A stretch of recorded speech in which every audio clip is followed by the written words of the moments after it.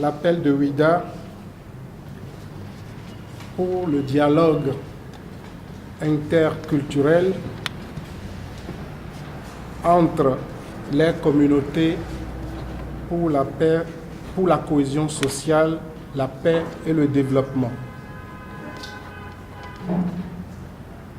Mesdames et messieurs, vous me permettrez de donner les titres. Monsieur le représentant du maire de Ouida, Monsieur Bagidi, l'organisateur en chef, Monsieur le président de PAOSU, Patrice Toton, Léona Yakanou, cher ami François Bemba Moïse.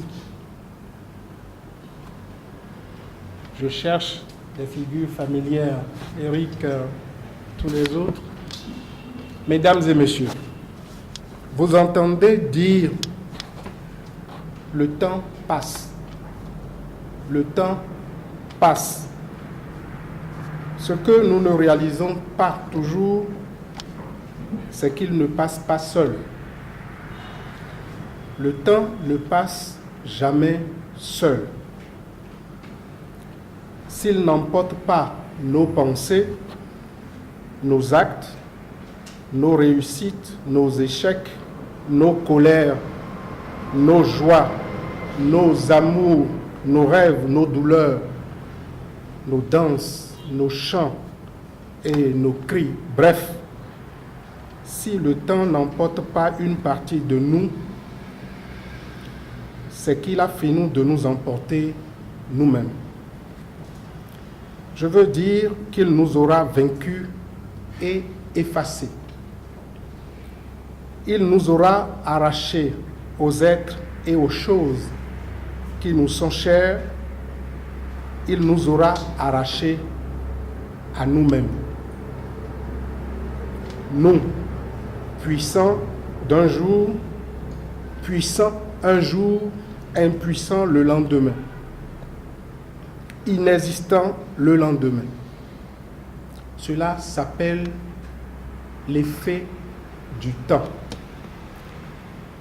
Mes chers amis, c'est pour résister à cette fatalité cruelle du rythme naturel des choses que le génie humain féconde des idées. Les idées, mes amis, sont des rapaces éternels. Elles traversent les âges. Elles défient le temps.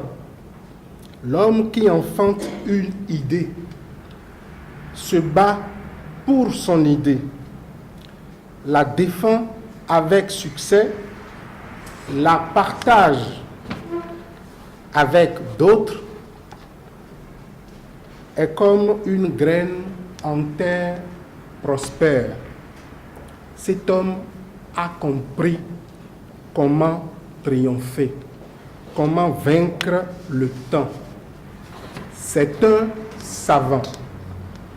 Et quand de pareils hommes font ce qu'ils font avec du cœur et la foi, ils deviennent malgré eux et contre vents et marées, contre jalousie, aigreur et attaques de toutes sortes, ils deviennent des modèles.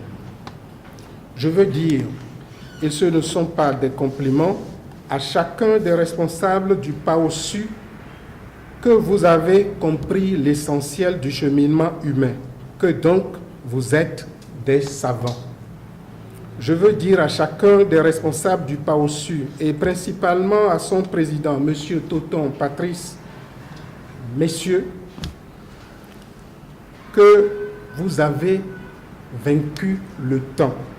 Et donc que de ce fait, vous êtes des modèles. Des modèles pour nous tous. Et je me permets de vous en féliciter humblement. Il me semble que l'ensemble des échanges qui ont foisonné pendant les ateliers et pendant le séminaire n'auront pas été possibles si des frères et sœurs, des modestes personnes ne sont allés vers vous confesser leur soif de savoir, leur envie d'apprendre. Je voudrais, en nos noms à tous, à la suite de M. Yakanou, les remercier pour leur humilité et pour leur choix. C'est un projet remarquablement audacieux que d'opter pour le développement culturel, pour la cohésion sociale, pour la paix et l'épanouissement du plus grand nombre dans un contexte où la grande majorité de nos collectivités locales n'en font même pas des sujets de débat. Être audacieux, mes amis, n'est pas un défaut, c'est avoir de l'avance. Ce constat, je veux dire, de collectivités locales inattentives à nos sollicitations ne doit donc pas vous effrayer. Il justifie au contraire le caractère précieux de votre singularité. Vous êtes désormais outillés pour aller remuer les tranquillités paresseuses. Votre rôle, c'est d'oser déranger. Votre rôle, c'est d'oser rapprocher les lignes. Votre vocation, c'est d'être des faiseurs de miracles. Votre vocation, c'est de travailler à réduire le grand nombre de jeunes béninois qui croient n'avoir plus rien à perdre. Car un jeune qui pense n'avoir plus rien à perdre est un danger pour lui-même et pour sa communauté. Et nous savons aussi que les plus hautes cités sont tombées en ruine, faute de paix. C'est du reste ce que vos formateurs attendent de vous.